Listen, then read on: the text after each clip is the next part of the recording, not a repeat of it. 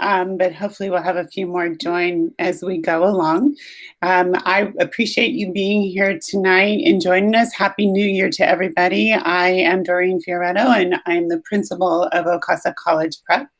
Most of you know me, but some of you may not, so I want to make sure I introduce myself.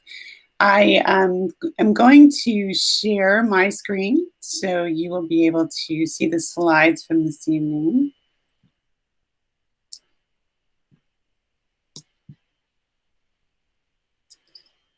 Okay. All right.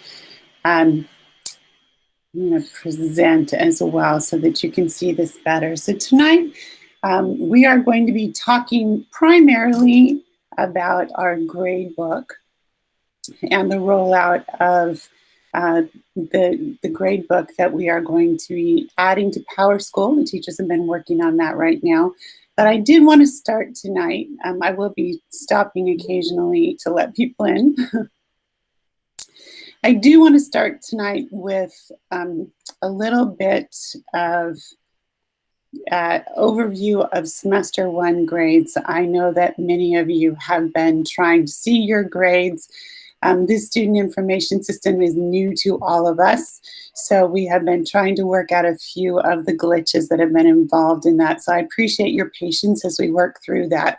We believe we have figured out a way for you to be able to see your students' grades, and I'm going to walk you through what that looks like.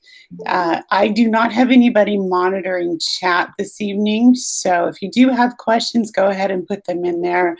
I will go back at the end of the evening or at the end of each section and go back and answer any of those questions that you may have.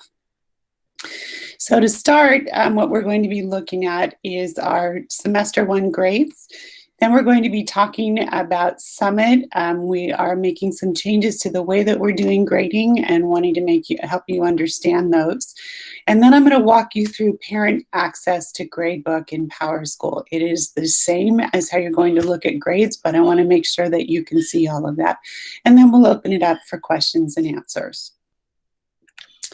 So the question is, how do I see my students' grades? For those of you who've been trying to get in, I want to walk you through this. I have screenshots of this here so you can see exactly what it looks like. I want to thank Dot Blomke, who has been working with me to help me put this together and make this happen. So I just want to acknowledge her and say thank you for your help on this.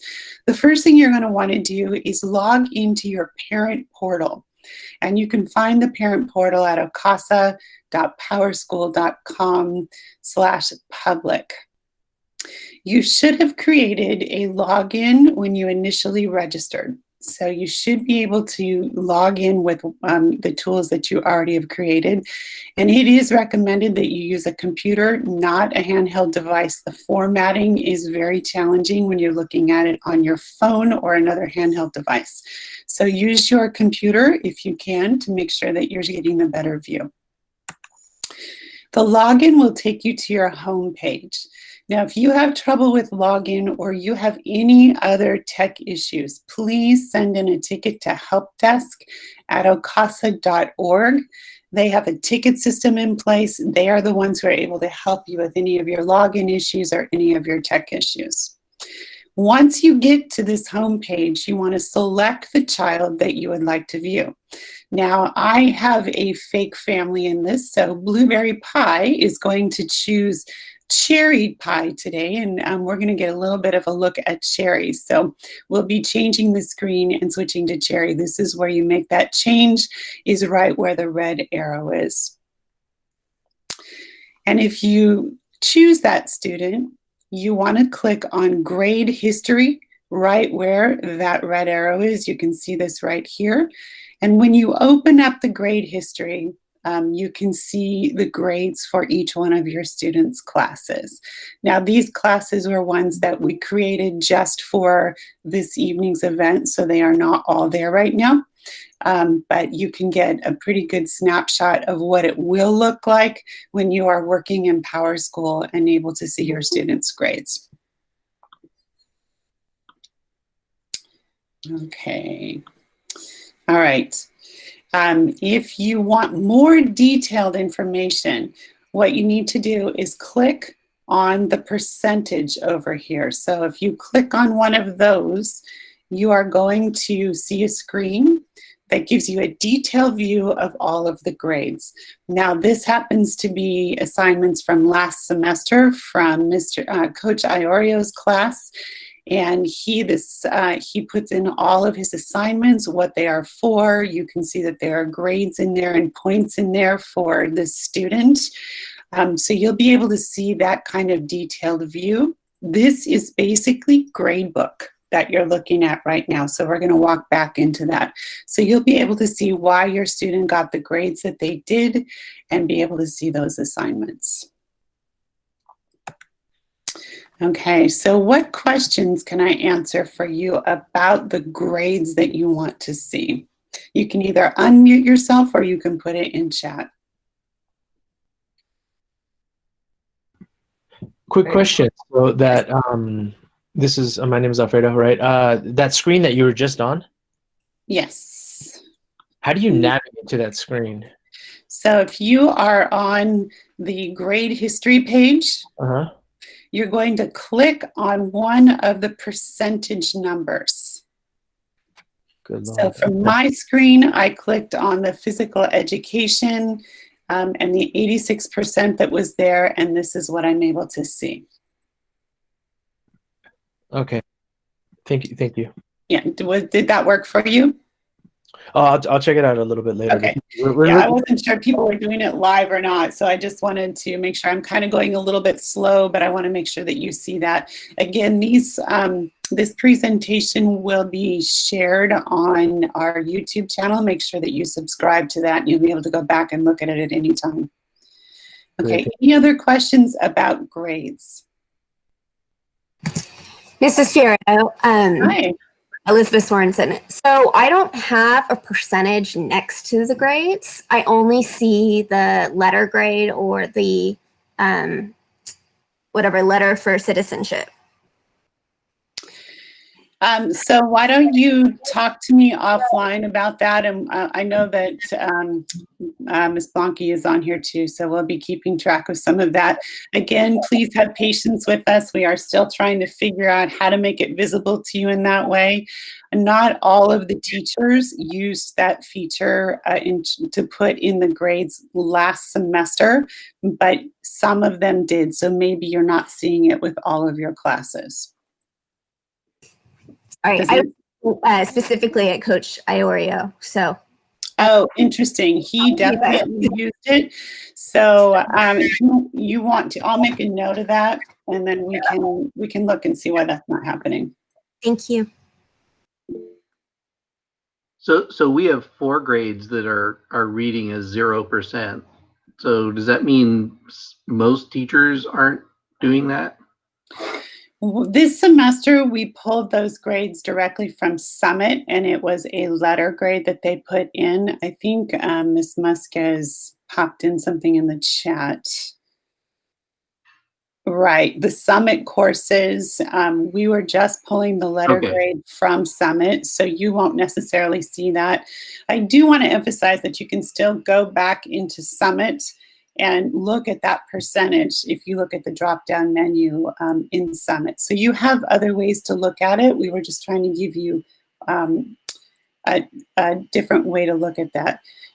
Tori, if we can walk you through that later. Maybe at the end we can walk through and I'll show you how to look at that in Summit.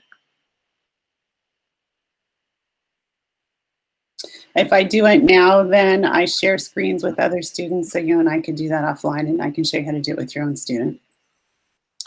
Any other questions about grades?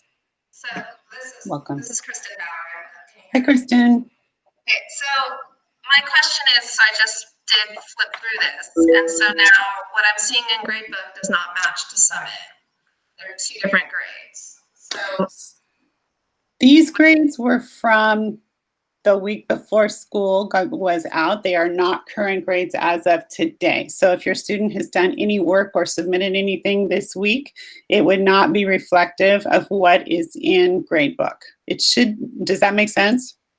it does, but I can see for math in particular, I can see January work from this week that's graded, and then that doesn't match to Summit. And maybe the reason is because Gradebook's going to it has a firm start of January and Summit is a year-long grade. But which one's going to, like, how does that play out? I think you'll understand that as we go through Gradebook a little bit more.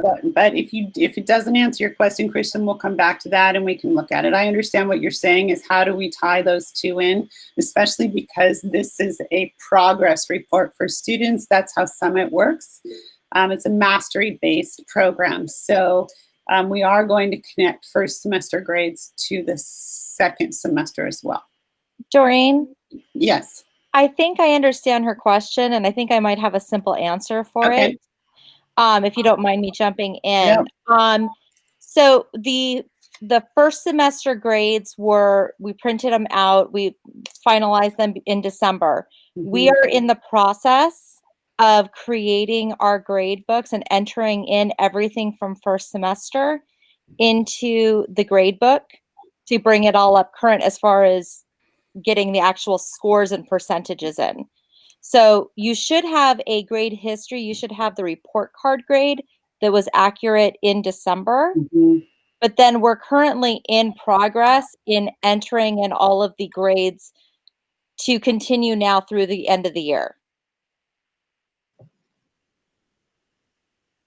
So, and I follow that. So I'll let you go through the rest of it. But so, and just quickly, is the first semester going to be put in here by assignment, or is this just going to be from January forward?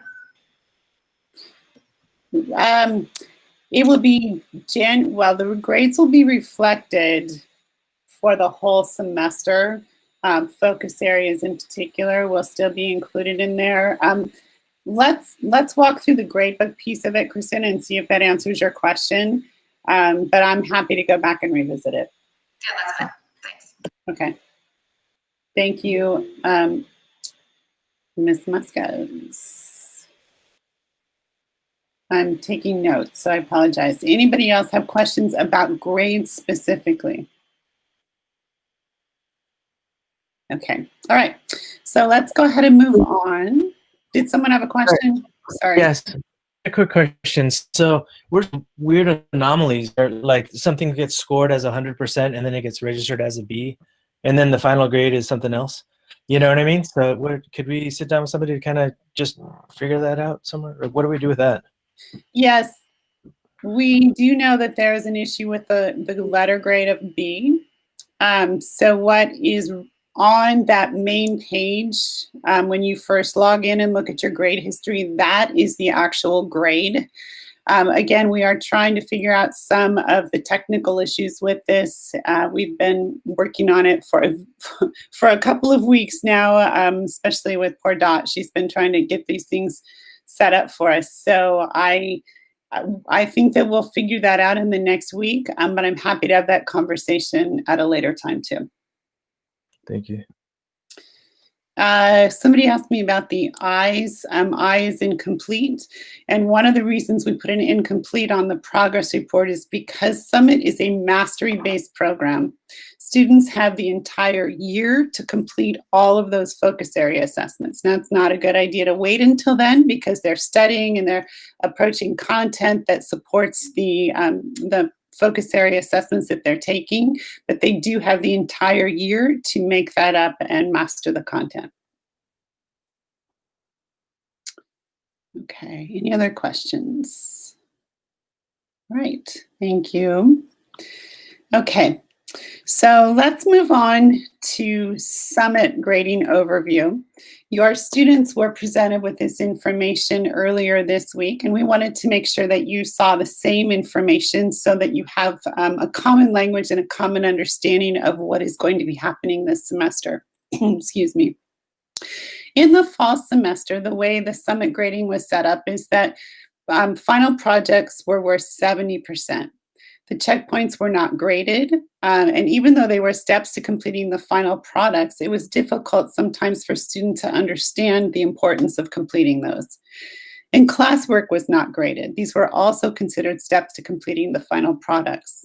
our focus area assessments were worth 30%, and the required notes in order to be able to take those assessments were not graded. So the students were getting a grade completely on their summative assessments, which were the final projects and their concept units and their focus area assessments. So collaboratively, we had some conversations over this last semester with all of the teachers. We wanted to come up with a way that was easier to understand for parents, for students, and also which was a better reflection of the work that they were doing on a daily basis. The one thing that we heard regularly was that Summit's progress page, which is the page that they log into, was challenging for families and students to understand. Students can be seen as off track, as you see with this student, but they're still passing at a 77%. And that's because the power focus areas are considered off track. Something I want to add to this, we were just notified today by Summit that they are going to be removing the power focus areas from the off track statistic. So that should also make this easier to understand. I don't know what it's going to look like yet. It was just an email today that they sent to us that said that they were going to do that. So I'm hoping that Summit's progress page is a little bit easier for everybody to understand. So we wanted to make it easier for the students and acknowledge the work that they're doing on a daily basis. So what we're doing for spring is we are going to take those projects and the final products, and we're going to change a little bit of the weighting of those projects. Instead of it being 50%, or for 70%, excuse me, it will now be worth 50% of the grade. And we will be including checkpoints and classwork as part of the total 70%. So it will make up 20% of the grade. We're hoping that this helps students understand the importance of completing both checkpoints and classwork. And focus area assessments were another area that we wanted to change. Our assessments will now be 10 points, and they'll be worth 20% of the grade. And those notes that they have to complete before they can take them will be worth 10% of their grade. When we look at the grades in total, we will be looking at all coursework, not just the summative products of the projects and the power focus area assessments. So the 70% is now made up of the final products, plus the checkpoints, plus the classwork. And when our focus area assessments are being taken, they will also include the focus area notes that the students are required to take and classwork. Now this applies to our English, our history and science and Spanish classes because math is a little bit different, and we're going to talk about that as well. The checkpoints now have a point value that will be graded as class assignments. In the past, they have colors on them because we want to make sure that students are resubmitting work and revising those. If the student gets a green, it's 5 points and it's at grade level. If it gets a yellow, it's worth 3 points, but it still needs to be revised. And if they get a red, that means that they did not submit this assignment at all. So the red and yellow checkpoints can be revised and resubmitted, and that is the expectation that the students will take that feedback and revise and resubmit those to their teachers for points. The checkpoint activities now have a point value as well, and they will be worth 5 points each. A really important thing to note is that the checkpoints and the activities may only be completed or revised up until the final due date. So once that project is done and that due date hits, they can no longer go back and revise. So you want to make sure that your students are staying on top of that work and submitting them when the feedback is there. I also want to address for those students who have IEPs and have accommodations for extended time, I wanted to make sure parents understand that those final due dates take into consideration the extended time that is being provided in that IEP. And then focus areas, students will now receive credit for their completed work, which means all of those study guides and notes that they're working on. This is not just for successfully passing the assessment. So they have multiple opportunities to learn, to earn points, and to demonstrate mastery. So the points are worth, or the focus area notes are worth 5 points, and the assessments you will earn partial credit for attempting. So if they get 7 or less on those assessments, they will be getting the percentage of that. For an example, if they get a 6, they would get a 60% credit for it instead of no credit, which is the way it is currently working.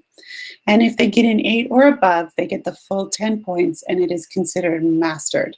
So there are multiple opportunities for these students to be successful in all of the different areas on projects and focus areas. So the question is, how does it help your student? Well, if your student does all that checkpoint work, and some of you have students who are really good at making sure they take care of that, this is worth 20% of their grade. It is no longer just the focus area assessment, or the checkpoint work, excuse me. And then the focus areas, they were taking all of those focus area assessments. They weren't getting credit when they didn't pass it. Now they're getting credit for the focus area notes and study guides, and it is included in all of the work that they are doing. So 30% of your students' grade is a daily reflection of the work that they are doing. They're in class, they're completing classwork, they are doing their notes, they're preparing for those focus areas, they're completing checkpoints in class, and now they're getting credit for that as part of their grade. Another thing to note is if they don't complete the assignments, it will result in a lower grade. So in the past, students will complete all those projects, and some of them were not completing checkpoints, and it wasn't counting against their project. But now they need to make sure that they're completing those, because it will absolutely result in a lower grade for students going forward if all the checkpoints are not completed, if the focus area notes are not completed, and the study guides are not completed. Checkpoints and homework are essential to the success of that product. One of the things it was difficult for students to understand is each one of these, we're like checking off a list. Here's the step that I need to take to make sure I can complete these projects. So we want to make sure they understand the importance of completing these things. Homework is also essential, which shows up in math, to make sure that they're completing that. The focus area assignments are how they master and learn that content. They're also developing skills that they need later to study. So we want to make sure that we're helping to encourage them to actually complete that work. And now students are not only getting credit for their summative work, they're also getting credit for their formative work. And those are the checkpoints, the homework, and the focus area assignments. We believe that this will give us all a better picture of a student's actual performance, more than just using that summative data of projects and power focus areas alone. When we look at math units, there are changes there as well. The math unit used to be 70% just on the end of unit score, and now we are including the homework in that score. So the breakdown percentage-wise is 35% of the grade will come from unit assessments, 35% comes from homework. This is where the students practice those skills and they're ready to take those end of unit assessments. They also need to complete the focus areas, and the notes will count as 5 points, just like they do for all of their other courses. And they will get credit for 7 or less, a score of 7 or less, and they will also get a mastery score of 10 if they get an 8 or above on those assessments. So here was the question that you talked about, Kristen. What about first semester's work?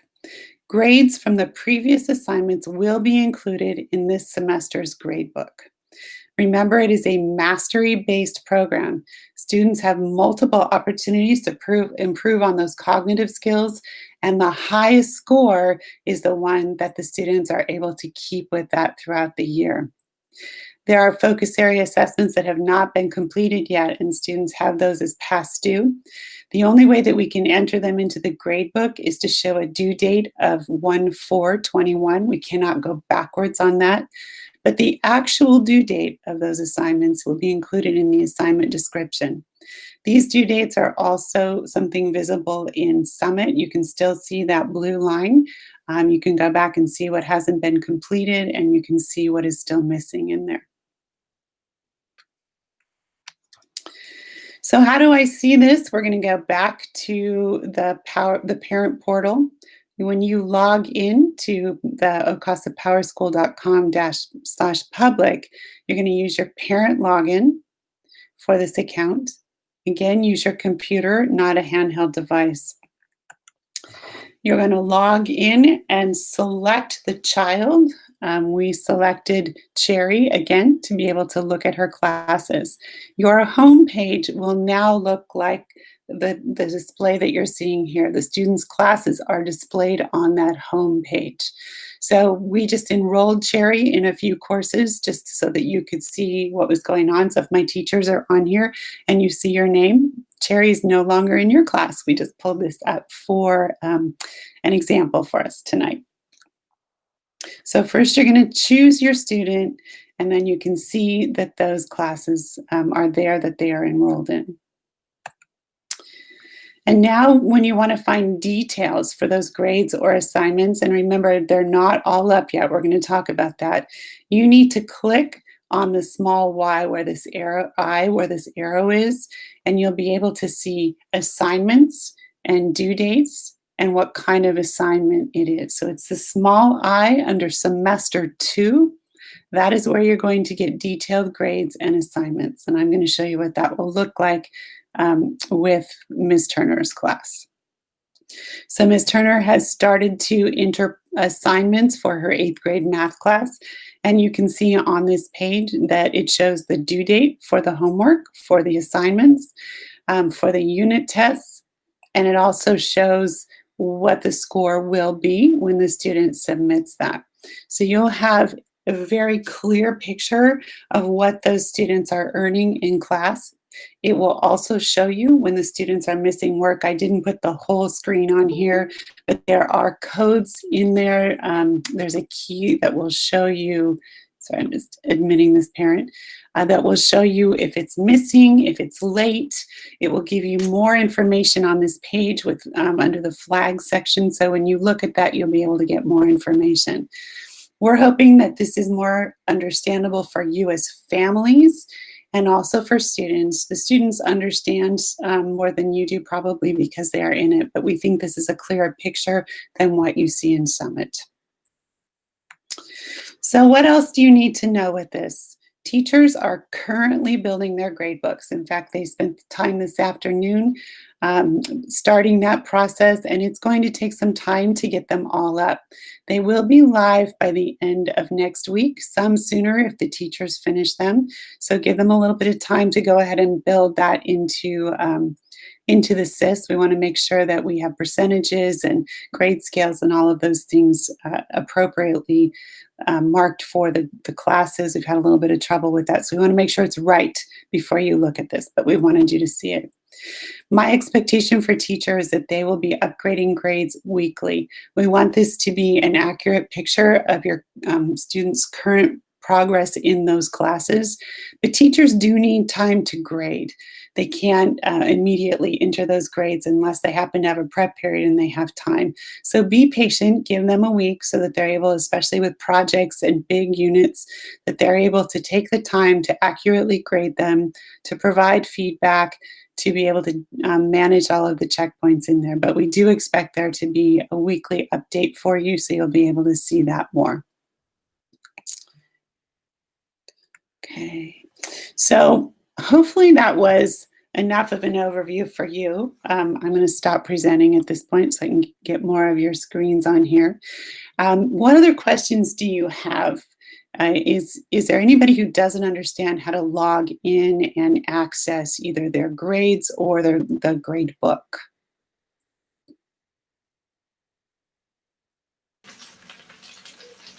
Hi, Yes, Doreen. hello. This is Sonia Krasuski. Are you going to send a link for Power School and how to establish a Power School ID? And is Gradebook different from Power School? And where would we find Gradebook? Gradebook is in the same place that you are looking for your grades. That home screen will give you all of that information. Where is that? Let me go back. Is it in Summit or is it in Power? No, it is in Power School. Let me get the link to that really quickly. Dot, if you're in there, can you drop the link to Power School? I'm not sure. I'm just afraid I'll lose my screen if I Well, do. I have the link. I went to the powerschool.com, but it's asking for a Power School ID. Yes, so you need to go to OCASA. Let's see, I think this is it.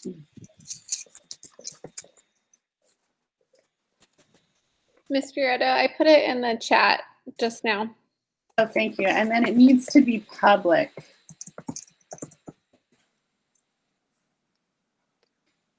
And that should take you to your parent portal. And that main page is where you will see the grade book. It is where you will see the grades. There are the links to that. I am posting this video on YouTube. It won't be posted until tomorrow, but you'll be able to access everything in that one place. Does that answer your question, Sonia? Yes, thank you. Okay. And somebody else was talking. It's hard to see. I know the teachers do now because they can't see your face. This is Miriam. This is Zach's mom. Hi. Hi. Hey, thanks for doing this, because I mean, it is helpful. I'm not going to lie. I consider myself a relatively intelligent person. This is very complicated, but I guess I want to just, I have two questions. So Zachary, he never has homework. He never seems to have homework, which is astounding to me. But he claims he finishes it in this extraordinarily long study period. So is that the point of the extraordinarily long study period, for them to be able to finish their homework? Or is there still an expectation that they have homework at night? Because I guess there's just gray there for me. It's kind of a gray answer. Here's the thing. They have this time in SDL to do their work. If they use that time wisely, then they can get most of their work completed in there.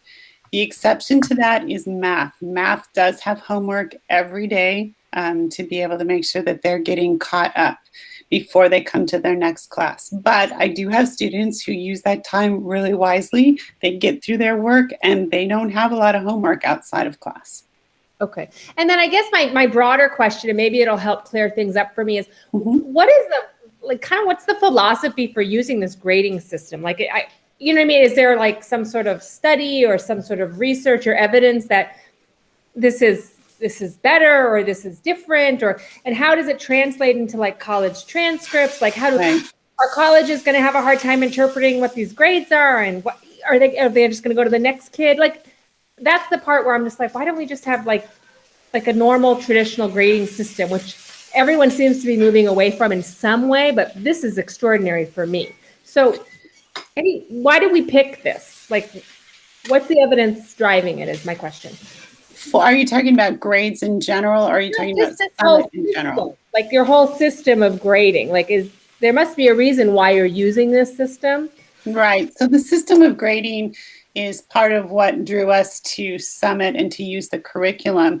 Students don't learn things the first time sometimes, and so it gives them an opportunity to master those cognitive skills. And those are the 21st century skills that these students need to be successful in school, and also when they go on to jobs later in life. So we want to give them multiple opportunities to be able to demonstrate that mastery. It is very evidence-based. This comes out of Stanford. It comes out of, I can give you the list of that if you'd like to outside of this. Your judgment. Is it a trend that's like that charter schools are picking up? Is it a trend that just in general public schools are do you know what I'm saying? Like, is it, or are we kind of like cutting edge with grasping it, at least locally? Like, what does that piece look like? Yes, we are. We are the only school in Orange County who is using the Summit system, but mastery-based grading is something that has been talked about in a lot of schools for at least 10 years, because they're, it's not that you have a one and done. This is, you didn't get it, let's go back and learn it. And we know that people retain it, students retain it better, and they have skills if they have multiple opportunities to practice that skill. So for our philosophy, it allows us to individualize for students. Ultimately, they get traditional grades. They're still getting an A, B, or a C. Okay. We don't do D's at our school because D's are not accepted at colleges. So they're either an A, B, C, or they get an F. So our goal is to give them multiple opportunities to master the content to get that A, B, or C. Okay. So the grades at the end are traditional grades. That is what the universities look for. Our method to getting there is a little bit different because it is mastery based. Okay, that's helpful. Thank you. Sure. Absolutely. Other questions?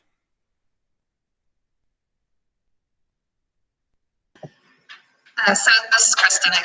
I have a question. So the way I'm seeing this is for parents to see. Do the kids have access to this gradebook, which is now housing their grades? How do they get to this? We have to open up that portal for them, but I do know that we are going to. We all agreed that it would be very good for students to be able to have access as well. So Okay, once we open up that portal, we'll have our teachers walk them through that. Okay, thank you. It's one of the things I love about homeroom. Okay, any other questions tonight? What else can I answer for you? I typed mine into the chat, Ms. Retta, but I can just read it. I guess I liked the question that was answered earlier, and I think that spoke to understanding the gradebook more. But I guess as a means to just try and respect Summit, I feel like I don't have a good understanding of the philosophy behind it. And so just if I'm sure that, I know you said it's mastery based, what I find for my sixth grader and for myself is that it's very visually overwhelming, and that combined also with trying to stay on top of Google Classroom and realizing that there's duplicate assignments. So it's like you're flipping back and forth just in one class trying to figure out, okay, they turned it in here, but it doesn't show us turning over here. And you're doing that times 9 different classes. Then yeah, I guess it just seems like a lot. And so I don't know if, and she's also my oldest child. So like maybe it's just very normal. So, and I don't know, and we're new to the middle school scene. So if you could maybe just speak to that a little bit, it would be helpful. So if I think what I'm hearing you ask is, I guess I'm not quite sure what you're asking. You're talking about that it's challenging to understand because there are multiple places to look at assignments. The point of Gradebook is hopefully to simplify that for families. Eventually we can link assignments into there as well. We know that sometimes it's difficult to look at Summit and understand what you're looking at. That is why we're doing this, to try to simplify that for both our parents and our students. Google Classroom is where all of the assignments are submitted, and the grading lived in Summit only for up to this point. And now we're pulling it out of there. So you have 2 ways to look at it to make it easier for you. So I'm hoping it does going forward. I'm happy to have a longer conversation with you if you would like to offline, and we can talk about the philosophy behind Summit. You also would be welcome to join one of our virtual open houses, because I talk about it a little more in depth in one of those. So we can get you more information if you'd like that. That'd be great, because yeah, maybe part of the problem was just intending on going to the other charter school and then getting pushed really into the school with no background information on it. So I would think that I'm probably not alone in a lot of the sixth graders that happened to. And I really trust OCASA, so I would just love to know more. So thank you. That's a great idea. Yeah, absolutely. I mean, go ahead and sign up for that. It is being managed so that they'll see your name in there and they'll know who you are. But I don't have a problem with our current parents joining those virtual open houses if they want to know more for themselves or to be able to share with other people.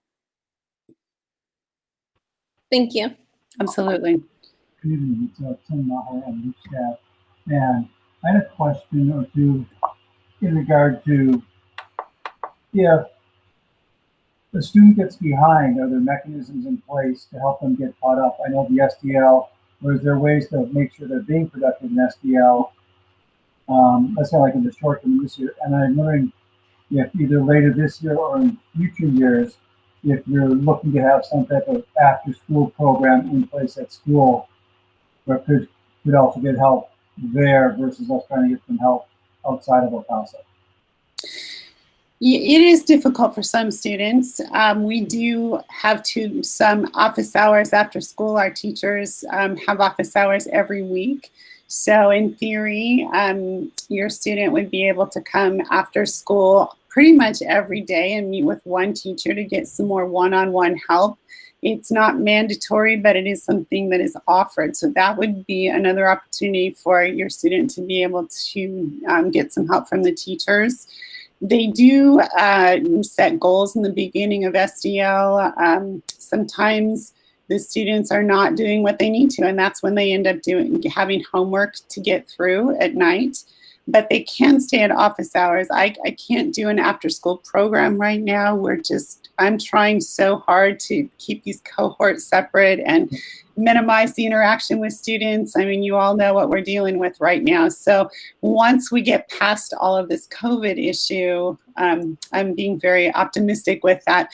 I absolutely think an after-school program to help support that would be good. It's just the only thing that we can do right now is office hours with teachers.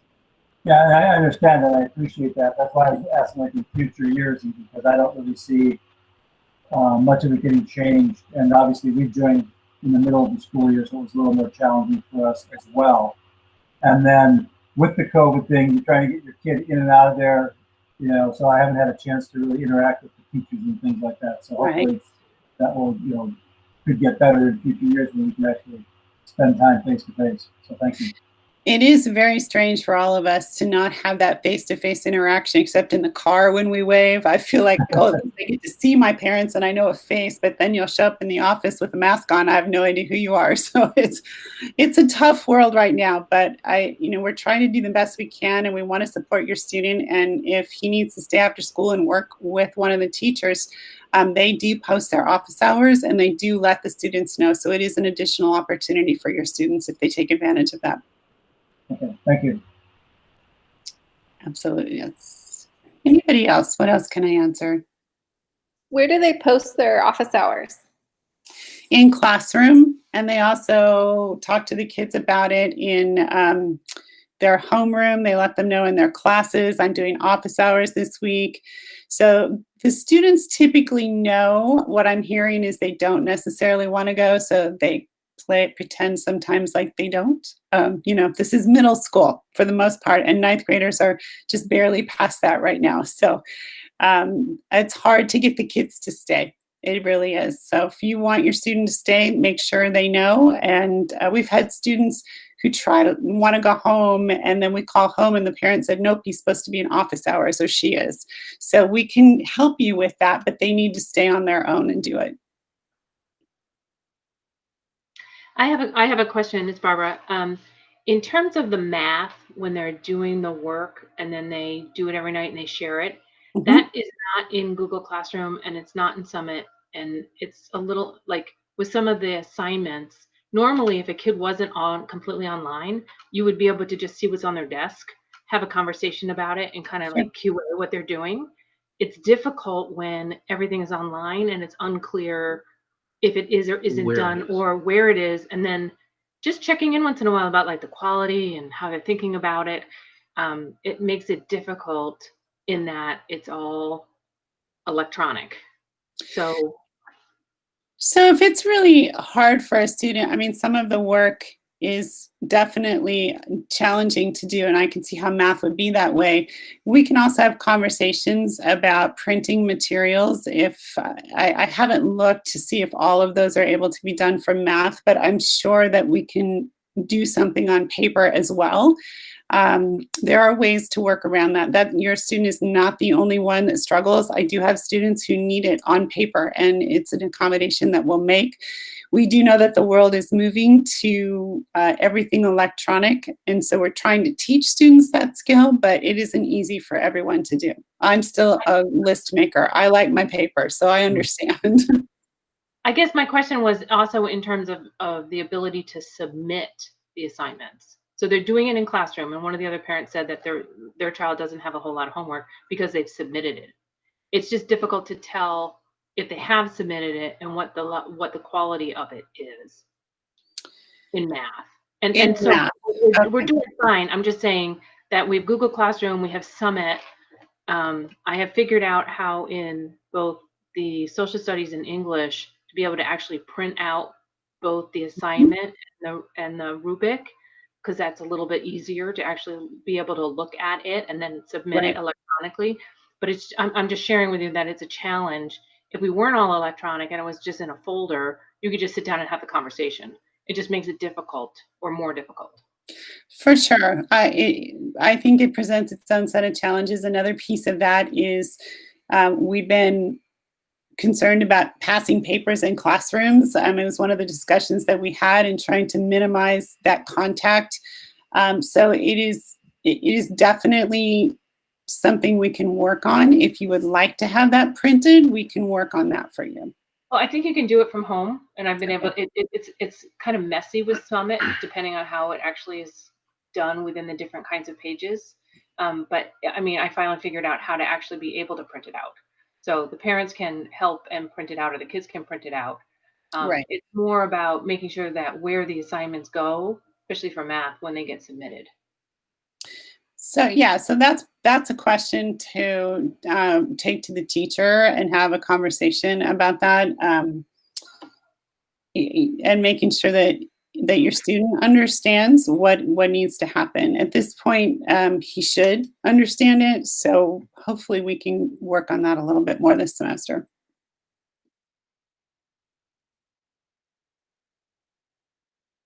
Any other questions? Who is, I don't know who that last person who posted something is. SWT Flex. We did something like this on Summit. Is actually on our YouTube channel. Our teachers actually put together a whole presentation on how to access and how to look at grades and how to look at assignments on Summit. So that is available on our YouTube channel.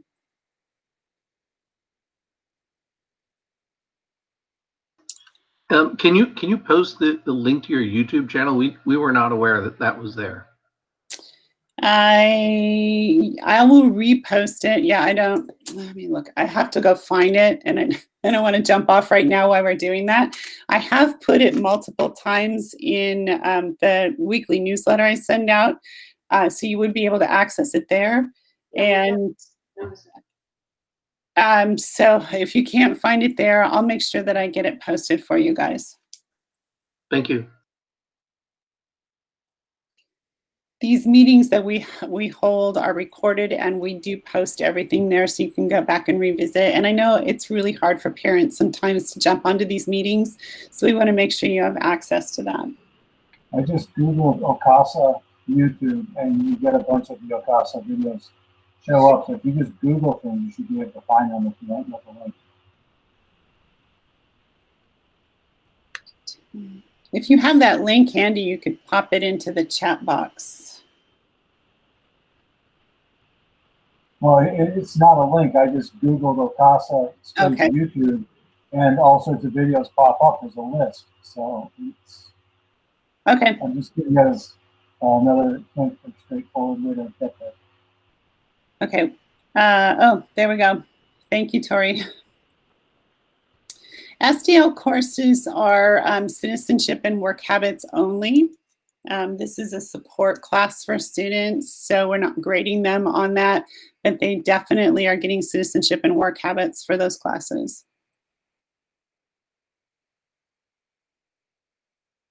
Any other questions? Well, I really appreciate you being with us tonight. I hope this was helpful. I'm looking forward to using Gradebook, simplifying the way that you can look at student grades. I'm always happy to have conversations offline. If you have an email from me, I have a Calendly link in there, so you can make an appointment to meet with me if you'd like to do that, or just send me an email and we will do our best to get your questions answered. And I appreciate your support, even in this challenging time. It's 10 more days and we should be back. So no, don't be sorry. I would rather answer questions than have them left out there and being confused. So 10 more days of this, and hopefully we'll be back and we won't have to do this again. Thank you very much, everyone, and good night.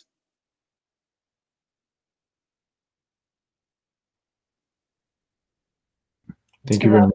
Thank you.